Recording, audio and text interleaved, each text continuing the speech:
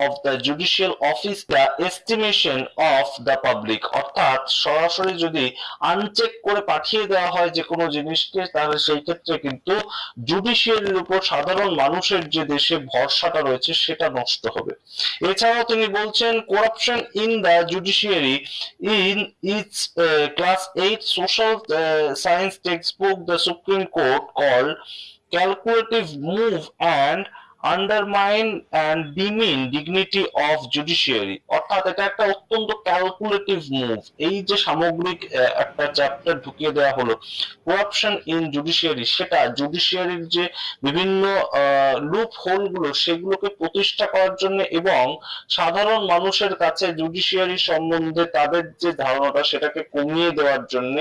অত্যন্ত ভাবনা চিন্তা করে একটা ক্যালকুলেটিভ মুভ নেওয়া হয়েছে, তেমন বলছেন সুপ্রিম কোর্টের প্রধান বিচারপতি।